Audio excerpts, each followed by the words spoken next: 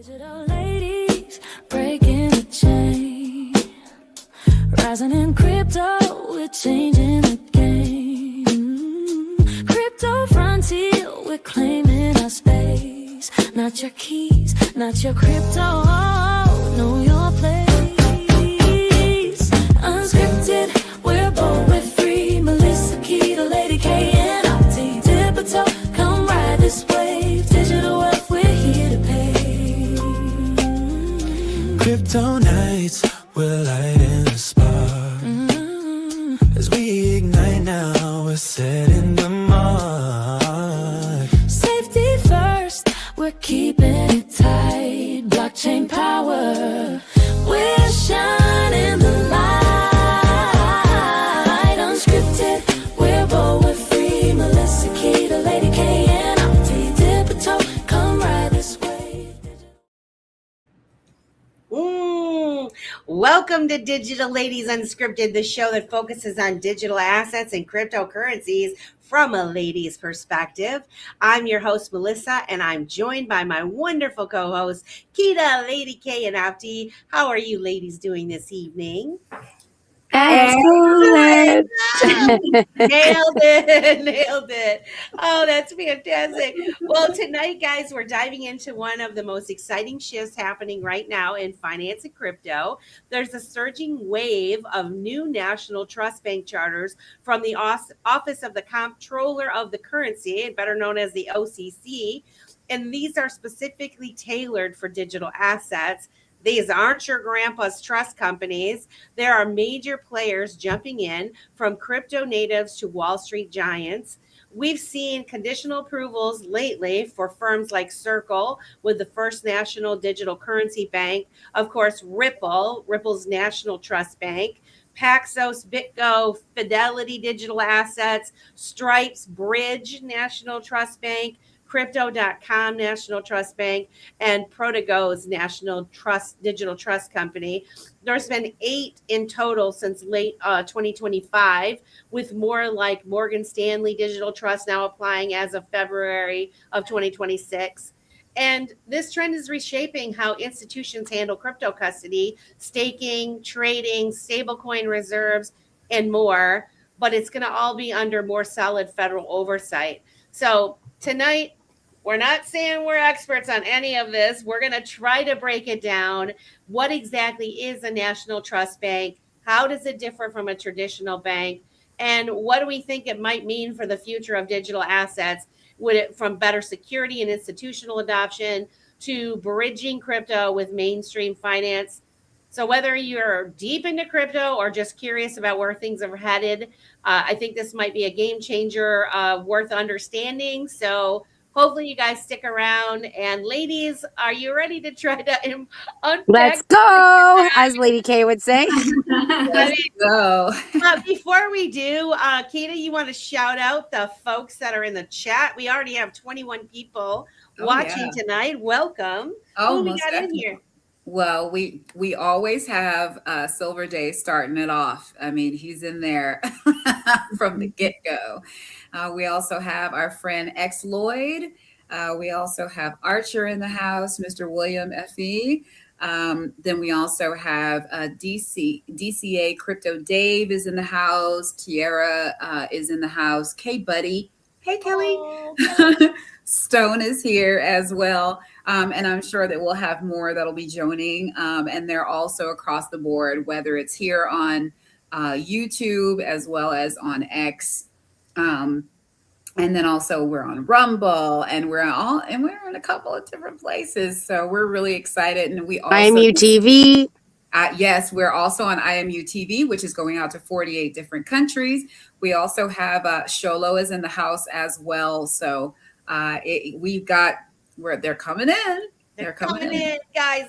Please repost this out. If you're watching over on X, kind of consider coming over to the YouTube. Join us in the chat. And if you have any questions or comments, put them on all caps, and we'll do our best. But this hour goes by really quick. We got Daniel in the house. Let's go. Oh, yes. Daniel's here. Hello. And the chat is the funnest place to be. You get to talk to everyone about what we're talking to until the after space. I know, guys. Yes, I'm going to post the link to the after space as well. That happens at 10:10 Eastern Standard Time on X. So if you are watching from IMU TV or YouTube or Facebook or Rumble, be sure that you click the link within the show notes and join us at 10:10 because it is pretty interesting.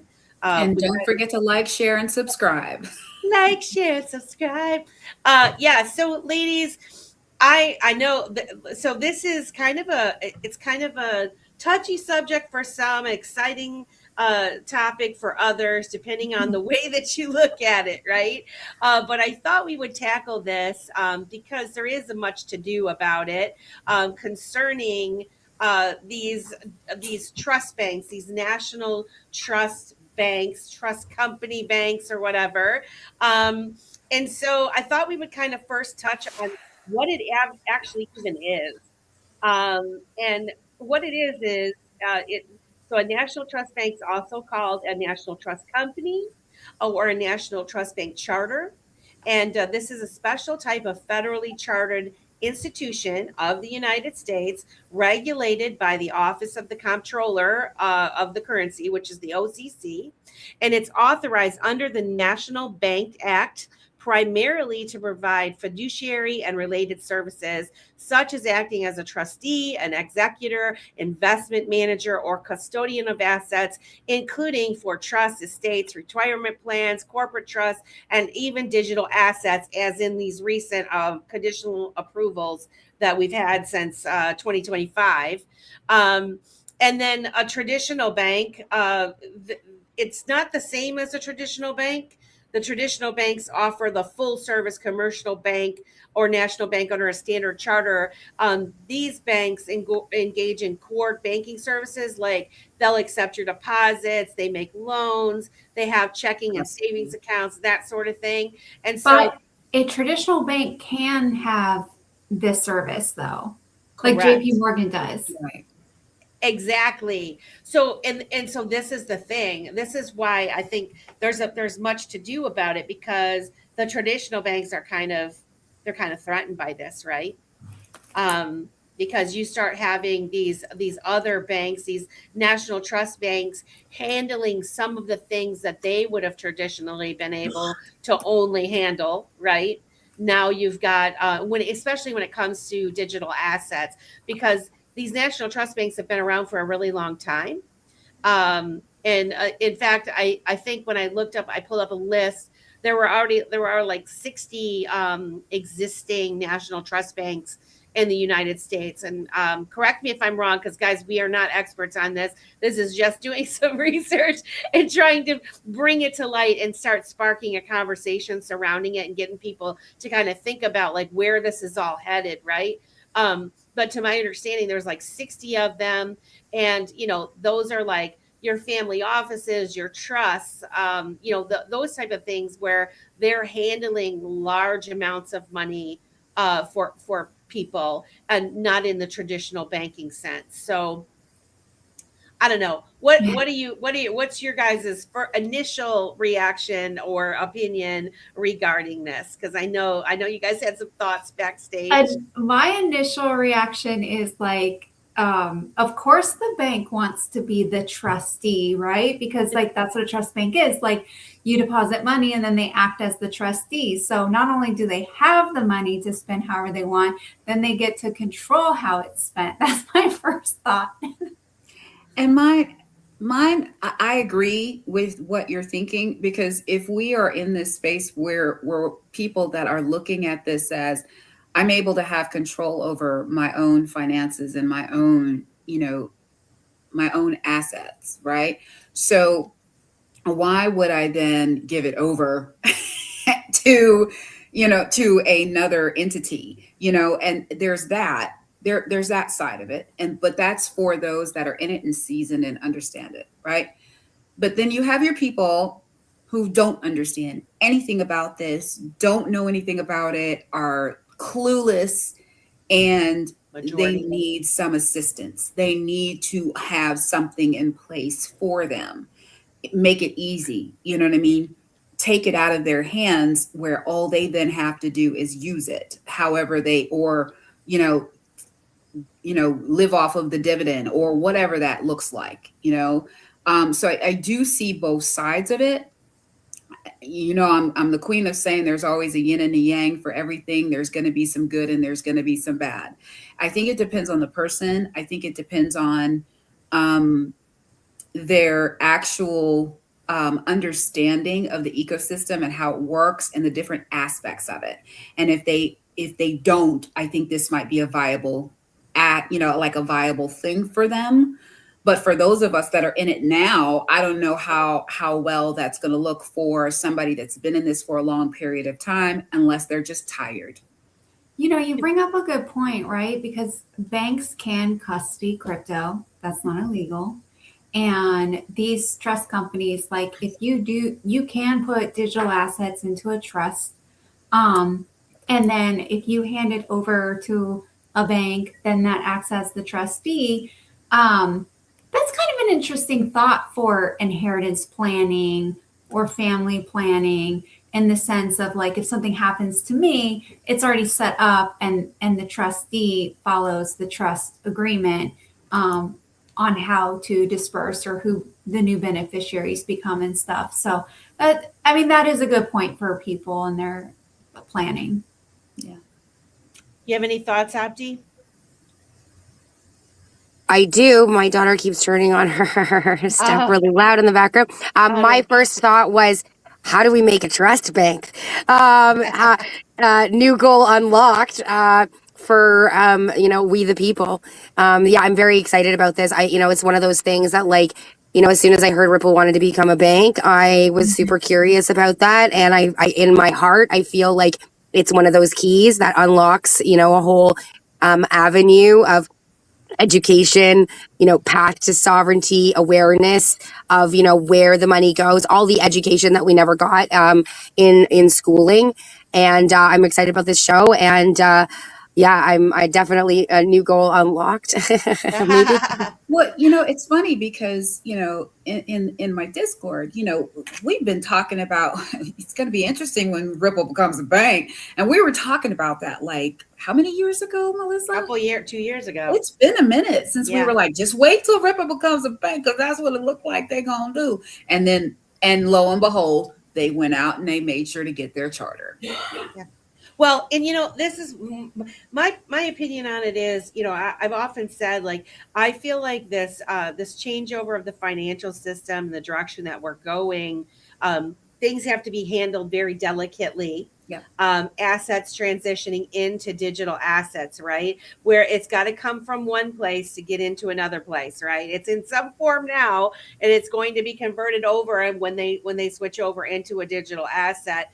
And so there's a lot of people that have like the big dollars, right? Mm-hmm. That they're not comfortable like we are. And even if you are comfortable here, you still might be a little worried when you're talking about a lot of money, right? There's a difference between holding 500 XRP or 10,000 XLM or whatever it may be, a quarter of a Bitcoin, than someone who has maybe $100,000, $250,000, $500,000 worth of value in these digital assets, right?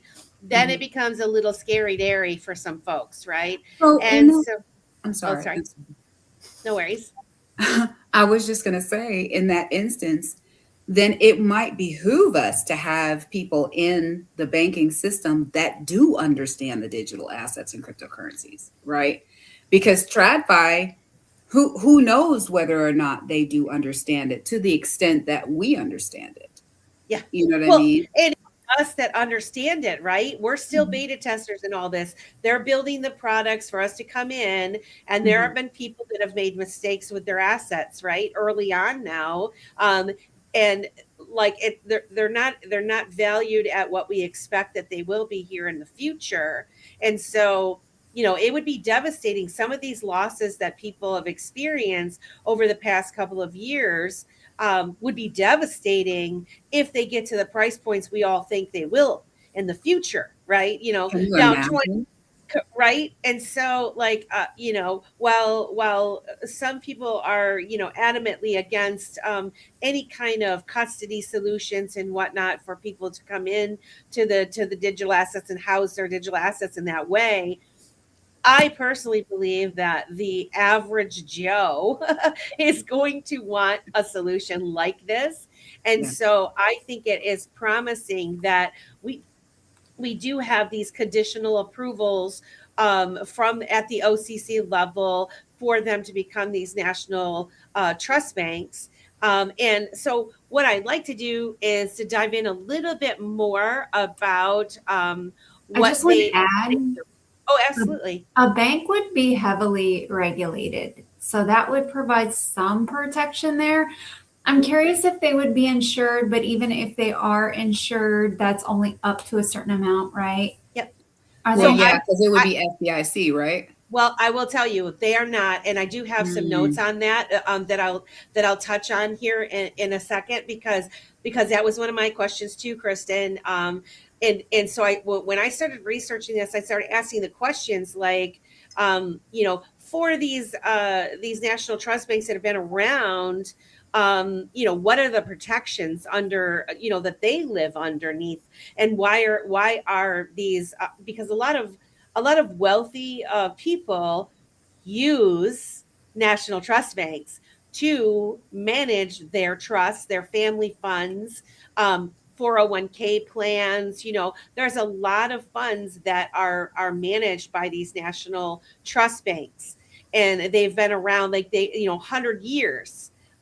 So they're heavily regulated, and they do have different types of protections that are not like the FDIC, but they are very regulated. So what I'd like to do is talk a little bit more about the National Trust Bank. I have some. I don't know if you guys, if anyone wants to touch on any of these, that I have the outline. But if not, I do have the notes that I can kind of just go down the line of what the basic breakdown of the National Trust Bank is, unless someone else does Hold or on. no. Okay. Go All right. ahead. We want to All hear right. it. Okay. All right. So these are a special purpose national bank, and they're chartered by the OCC under the National Bank Act, and they focus mostly on trust and fiduciary activities such as custody, safekeeping, and administration. Now, what we just talked about, they do not insure deposits. There's no FDIC, no commercial lending. They have lighter capital requirements, and they have no need for a money transmitter license, or what it says federal preemption over many state laws. For example, no need for 50 plus money transmitter license. They are permitted in the digital asset space to custody crypto and stable coins for staking purposes, trade execution, settlement and clearing, reserve management for stablecoins, and brokerage and fiduciary services. And so they have like the ones that we talked about that were approved. Like I said, you've got Ripple, National Trust Bank, Circle, First National Digital Currency Bank's been approved. Stripe, anybody looking into Stripe Bridge National Trust Bank, type that in and just give a little look-see on that. That one's very interesting to me. Crypto.com just applied and got conditional approval for their National Trust Bank. And some of these other, Morgan Stanley Digital Trust is now applying for this particular type of trust bank. So I think that's really important. And obviously the different takeaway between a traditional bank and the trust bank is that your traditional banks, they take your deposits, they can loan you money, they can make loans. They have heavier regulations regarding capital and stuff, and they're FDIC insured. And so the national trust banks, they only focus on the custodial or the fiduciary activities. They don't take deposits. They don't lend, but they are very regulated. So Yeah, I I was see here. wondering. I see here that it says there's the federal oversight, but it's a narrower scope, and mhm. that it's ideal for secure digital asset handling without deposit risks. Well, I I was will. wondering what was the point of being regulated if you can't get insurance? But Mm. I just looked it up. So it looks like, although it might not be FDIC insured, they can get other insurance. Like if they're a brokerage, they can get the securities protection, they can get errors and omission, they can get other insurance that protects against like fraud, employee mismanagement, and things of that nature. So there might be some protection. There's a You lot of know, protection. Yeah. mhm. I mean, so if you compare it to, say, your 401k plan, so like they have what's called ERISA. I think that's how I that regulates them.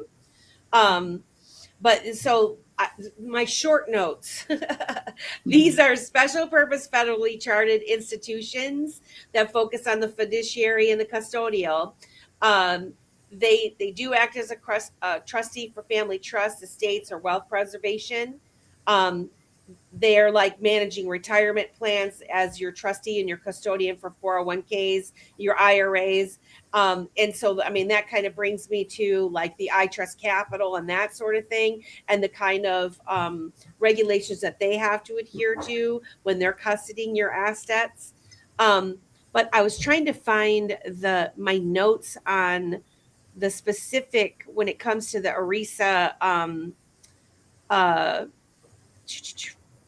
regulations for it, because they do have to adhere to strict guidelines. So this is not something that is like easy for somebody to screw you out of your money, is what I guess what I'm saying.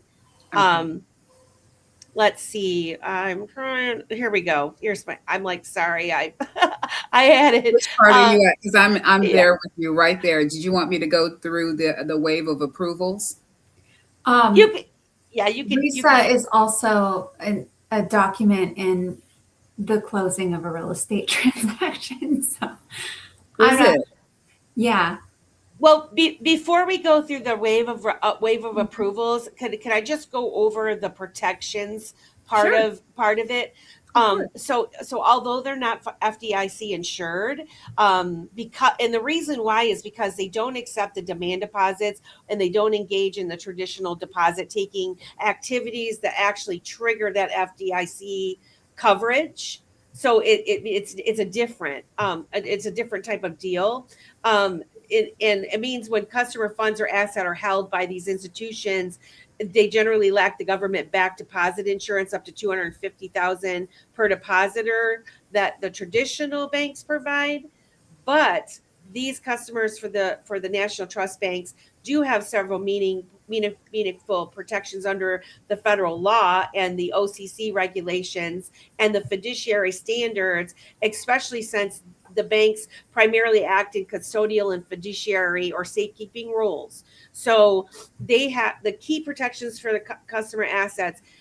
They have to have segregation of assets. So under federal law, under the National Bank Act, and OCC rules, they require these national banks exercising the fiduciary powers.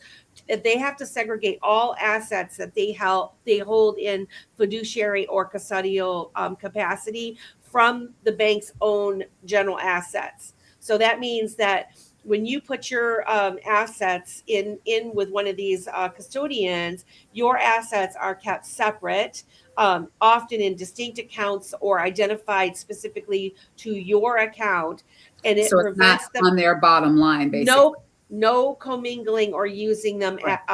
as their own, which banks, as we know, we deposit money, then they go and loan it out. They do whatever the hell they want, right? It's a completely different thing. Mhm. The other thing is they do have protection from creditors in case of a bank failure. So any client assets that are held in trust, fiduciary or custodial accounts with these national bank trusts.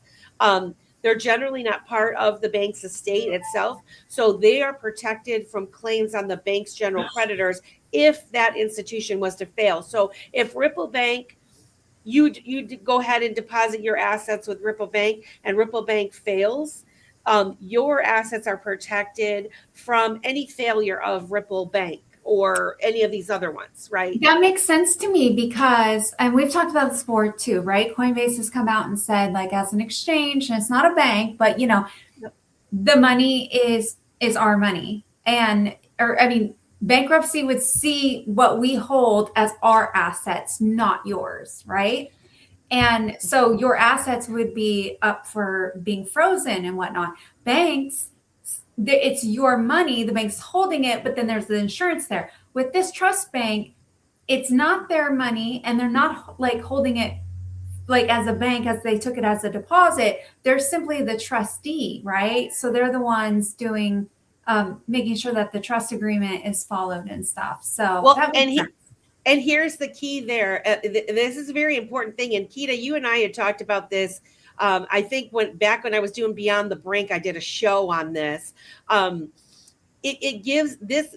There's a federal statutory lien that gives owners of the funds or assets that they hold in the trust or custody priority as secured creditor. Okay, and so this is the important thing to understand. When you put your money in the bank, and if a bank fails, if you're not on top of it to request, like you're not listed as a secure creditor with your bank deposits. Like, isn't this what we were talking about those tariffs and about that? I didn't know. I didn't know you were an unsecured creditor with the bank. You're not like I'll have to dig up my notes from a show I did like it was spent a couple of years ago. But basically what I discovered is when a bank fails, there's all these obligations, all these priority folks that get precedence over you. And then if you're not on top, if you're not Johnny on the spot and respond to a bank's failure to get yourself in to be down here when all this other stuff is getting paid off, when they fail, you might not even get your money. You know what I mean? Especially if, you know, it's $250,000 FDIC insurance or whatever, but in the event of a catastrophic failure of banks across the board, there's not enough money in FDIC insurance to cover everybody anyway. And then if you're like, you know, what if you have way more than 250,000? What if you have $1 million or whatever?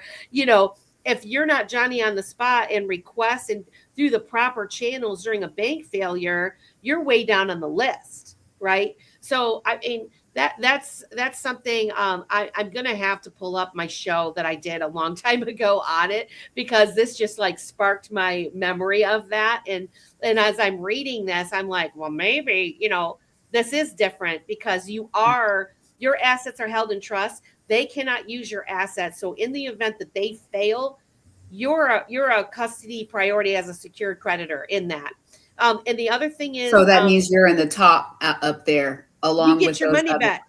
They shouldn't have touched. They shouldn't have touched your money. They shouldn't have touched your money at all. Also, in receivership for uninsured national banks that are governed by the OCC rules, these assets are typically returned to clients rather than used to pay bank debts. So that means bankruptcy remote structure as a core safeguard. Client property remains the client property, not the bank.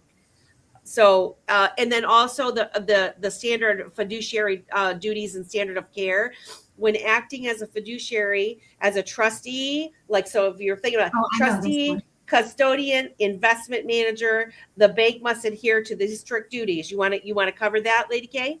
Yeah, it's care, obedience, loyalty, disclosure, accounting, and confidentiality. Care means that you must take care in the actions that you take for your client. Obedience means that you must follow all lawful requests from your client. I say lawful because, you know, it doesn't go against if you don't follow an unlawful request. Disclosure is you must disclose everything that's happening to your client. Loyalty, you stay loyal and you do what's in their best interest, not your own. Accounting, you account for all monies. And confidentiality, you always keep everything confidential. And the only thing that the care, obedience, loyalty, and disclosure end at the end of the relationship, but accounting and confidentiality remains forever. Remains forever, providing transparent record and disclosures. They have, and the OCC enforce these. So they cannot just, they have to do the record keeping, the audits, dual control, all of the stuff, the compliancy with the safeguards. So I don't know. It's definitely, guys, if you haven't heard about national trust banks, just do a search on it and like dig in and, ask your own questions. Yep. Opti, I saw your hand. Yeah. Okay. So I have two questions.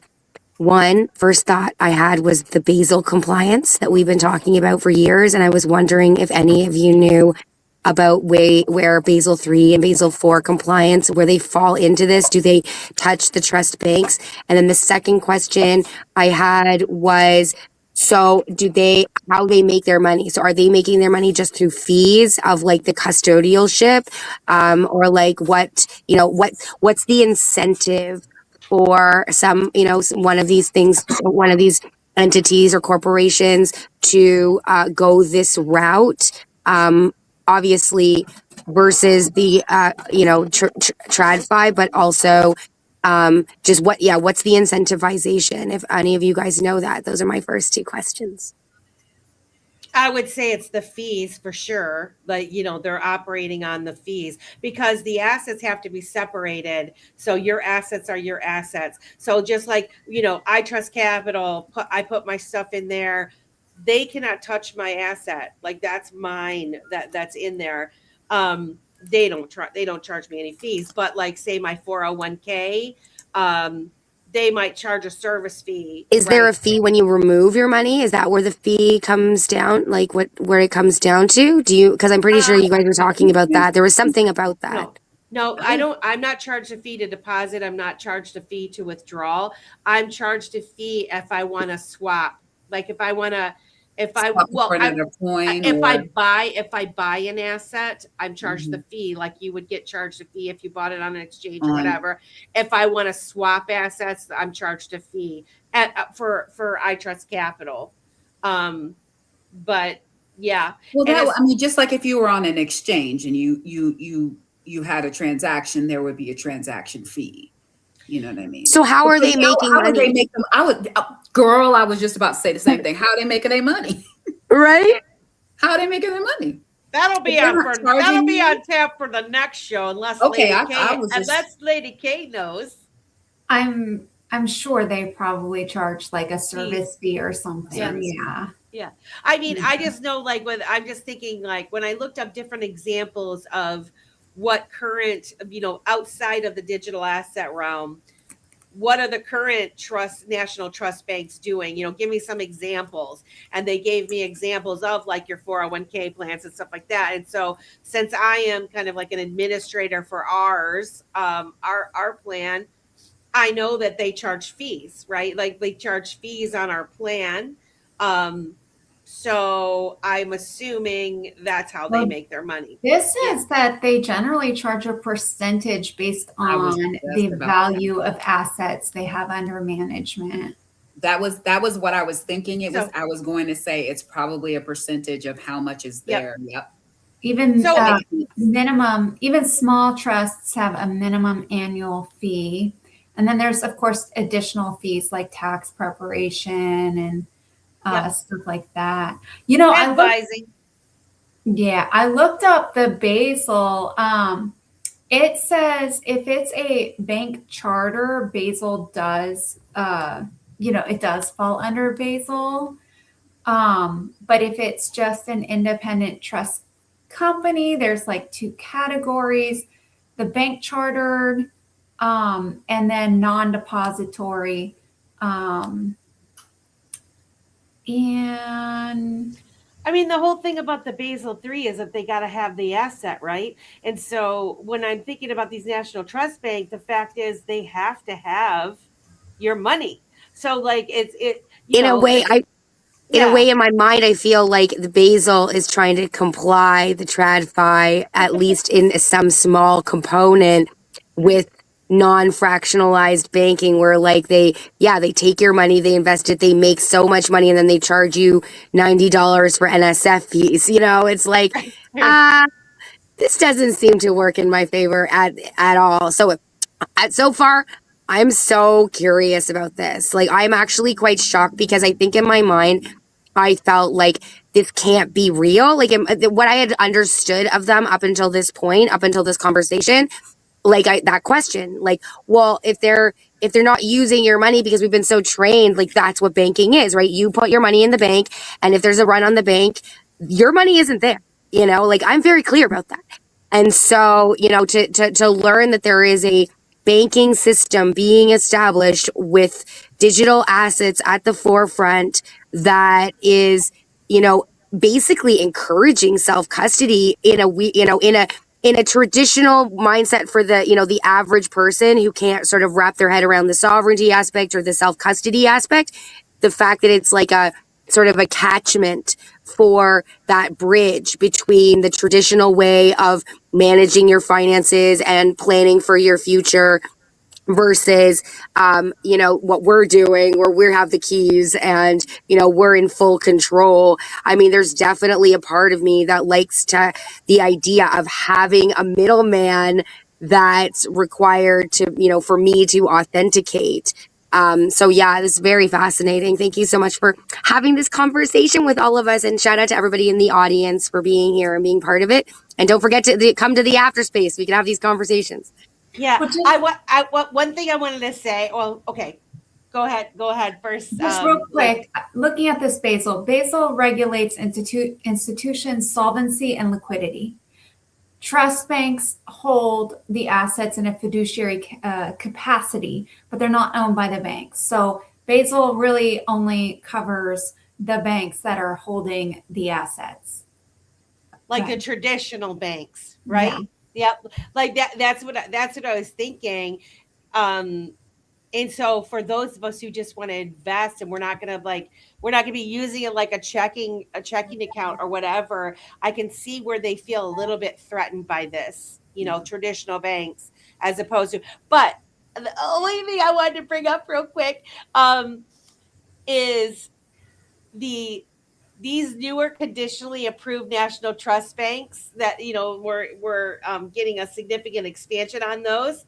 I just wanted to mention that one of my actual favorites, Brian Brooks, he is the one that kind of kicked this off starting around 2020 or 2021, where he was the acting comptroller of the OCC, and he began approving limited purpose trust charters for digital asset firms to provide custodial and fiduciary services. So this has kind of been in the works for a while. And of course, I got a little crush on Brian Brooks. He's one of my favorites. So when I saw that, I was like, I got to shout out Brian Brooks, BP, let's go. But anyway, we've got a few more minutes to talk about this. And then I do want to pivot because Abdi has an announcement and I want her to be able to have time to talk about this at the last minute or like at the end of the show. But I wanted your guys' take. Oh, Trisso's question here is very fascinating. I don't know if you want to address it. Oh, I have no idea. Let's see. Let's talk about it in the after space. Would they craft a wrap token of your holding and use it?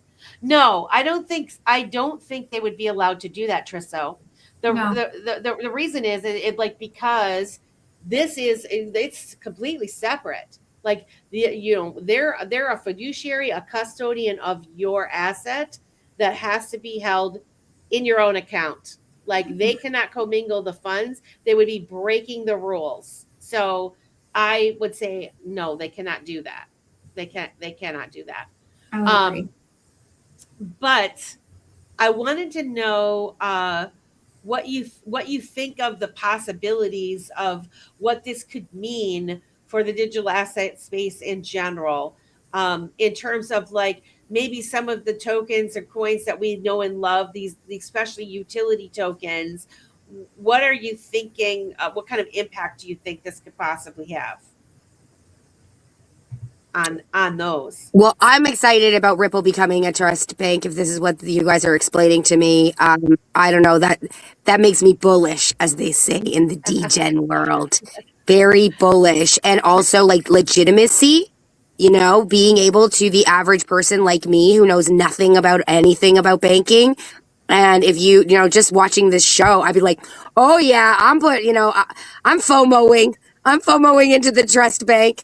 So don't forget your iTrust Capital affiliate link for Melissa Dipito show. Oh yeah, I gotta find it and post it. You guys, if you haven't considered going with iTrust Capital to open up a crypto Roth IRA, if you use my affiliate link, you get $100 in your account. And I've already tested it out, and it totally works. Like, yeah, it's pretty darn cool. It's like free money. So just saying. But yeah, what do you guys, and you guys have any thoughts, Lady K or Kita? I think this might be actually really good for like estate planning in a new way, right? Like put your crypto in, one of these trust banks that have been open, that they understand crypto. You've got custody, you've got a trustee to make sure that the trust agreement is followed. It can certainly pass on to your heirs without having to go through probate. So yeah, I think it's definitely worthy of looking at for people who are interested in that. Absolutely. What do you think, Kita? Oh, well, this is a lot to unpack. And I think for those that are coming into this, I think that there's, like I said, there's a yin and a yang. For those people that are new to this, I think that they will find this something to be beneficial for them. Yeah. I think even for those of us that have been in this for a while, it very well might be beneficial for us. I will say that there's so many of us that want to be able to control our assets ourselves, but some of us might feel like we want to have a little bit more security, especially when it comes to those people trying to come along and scam and all those things. If it's locked up in a situation like this in a trust bank, then it's not as easily accessible for someone in order to be able to mess with it in that way. So I just think that there's a lot to it, and it depends on your comfortability levels. So yeah. Daniel says regulations are boring. Can we get back to the Wild West, please? That's funny. Oh, that's hilarious. I think you guys, I will talk about this more in the after space, because there's a lot of different examples, notes and stuff that we can talk about if you guys want to. I posted the link to the after space. It starts at 10:10. But without further ado, I would love Optimistic Prime to talk about, but she has something to announce. Yeah, I'm celebrating my 2-year anniversary of the Blue Umbrella token on the day between days, February 29th, 2024. So we don't really get a real anniversary, which is it's very interesting, actually. It's like I do leap over the day, which was the intention when I made it. And, God basically whispered, like, you must make it today, and it will be the part of the origin story. And so I have only slept 2 hours today, after spending all night making a commemorative video. And right now we have the Remember NFTs that were launched on November 5th, 2025 / November 6th, 2025. And they're on sale until March 17th. Which is St. Paddy's Day, as many of you know. And essentially it replays out what we did in 2024, which was we launched the token. There was 3 weeks for people to send the distributor wallet a certain amount of XRP, and then we distributed 90% of the total supply to evenly. And so it established a base price, and then I bought back, I placed a buyback order at the same price everybody bought it. And that's how I have more than, the 10% that I had originally started with. But just want to shout everybody who's been here. I made this with a dream of finding my magical internet friends. I didn't have the words for it. And I found you all, and I just want to thank everybody who believes in this project, comprehends that the Blue Umbrella token really is the beacon to the entire grandiose vision I have of the wandering footprint. And it's just so crazy that don't forget, tonight is the eclipse. I guess you guys at 6:33 for you, 2026, 3-3. And then for me, it's 3:33 on the West Coast, which is very fascinating to me. And I just had my second business meeting with FML about really grounding the entire project in the business aspect, the things that I have been struggling with for 6 years. And so, yeah, I just really want to thank you all for being part of it. And if we have enough time, if we could play the video now, and then I'll come back to speak a little bit more. But I'd really love to share what I spent all night doing. Let's go. All right. Hopefully I am going to play this and you're going to hear it. If you don't hear it, tell me right away. You hear it?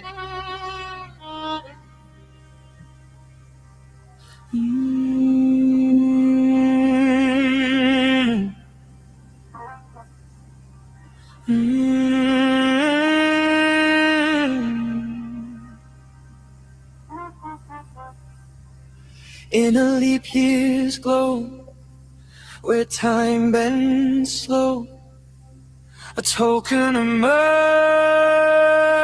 but its light would grow. February 29th, 2024.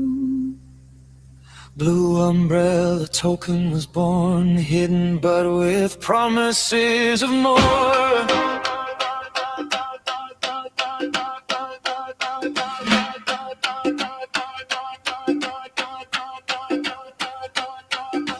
Blue Umbrella token, but it's more than play. Tiny home, shiny show, the year is 28 in May. Space lasers might aim, but they'll be kept at bay. With BUT, we're leaping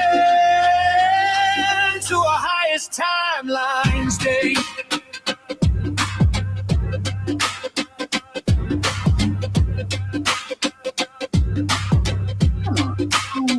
From the XRP ledger, quantum leap took hold. From the wandering footprint with treasures untold. 2 years on this day between days. February 20th, 2026. The seven sisters dance in the moon's face. Laughter lifts us, but we seek what's true. 2 years later, the blue umbrella vision grew. Happy anniversary on this day between days. Blue umbrellas protect us, but in cars, blue umbrella token, but it's more than play. Tiny home, shiny show, the year is 20 in May. Space lasers might aim, but they'll fade away. With BUT, we'll leap to our highest timelines day.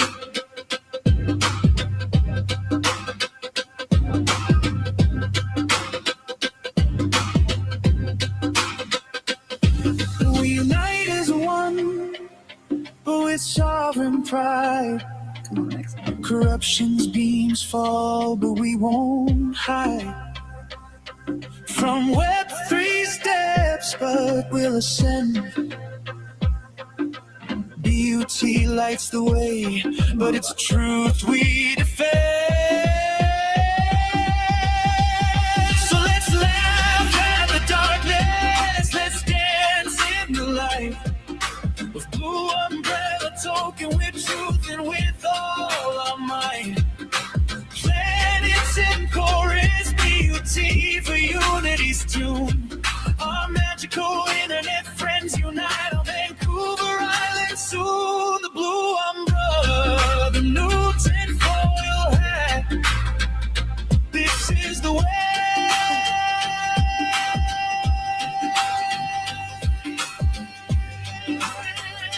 your way. One way.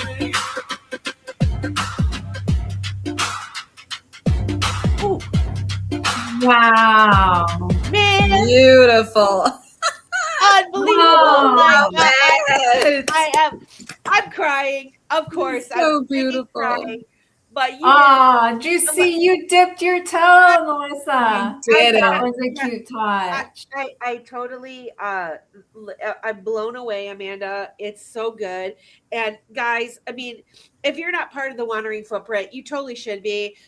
That was everybody Mhm. that has supported the That was Wandering amazing. Footprint. The time that you took, it's phenomenal. The song is awesome. The graphics are fantastic. The fact that you took the time to put everybody in there, it's so Yes. freaking cool. It's I so can't wait to Oh, see it on I'm not the only one IMDb. crying. Okay, Ladies, I have a here. strict Okay. rule. Nobody cries in my presence Okay. alone. Okay, you have to stop. Sorry, Okay. guys. Listen, I can't wait to Yeah, see it. I absolute can't wait to fire. see it as a video on IMUTV. I cannot wait. So good. So good. I'm so Yeah. proud of you, Amanda. I am so stinking proud of you. Ah, You yep. did such an amazing Yeah, William, that was amazing. I mean, like, that was like everyone's loving it. Like, you got so much kudos. What is it? Really good stuff. I got a tear in my eye. Yeah, like we're all like just freaking blown away. It was amazing. Absolutely blown away. It was such a good show of like the community and all our different personalities under the treehouse umbrella, right? I saw you made it green. Was that for stone? But because I think of it as the blue umbrella, you know what I mean? But no, it was such a good show of the community. It was so good. Love it. And it's And- commemorated forever. Well, and the other thing is, guys, so Amanda, you want to talk a little bit because we've got a few minutes left. I'm going to post the link there in an XRP Cafe. You know, you have the remember the 5th of November collection that's on a super sale right now, and then they would qualify to get the airdrop. On the Yeah, so we're doing 3 airdrops this year on each on the equinoxes and on the solstice. We're doing 4, but yeah, I guess we're doing the first one was on last year. So we did it on Christmas last year, and so each NFT represents a portion of the 1% for each of those airdrops. And yeah, it's just amazing how it's all come together because obviously all of these images I had already made. There was a few I hadn't. So that was an extra time last night. Like, oh, I have to make people, you know, the ones that I didn't get to and I couldn't figure out what to do for them, you know. But I took all of the personalized images that I had made you all for your 2026 nomads and put them all together.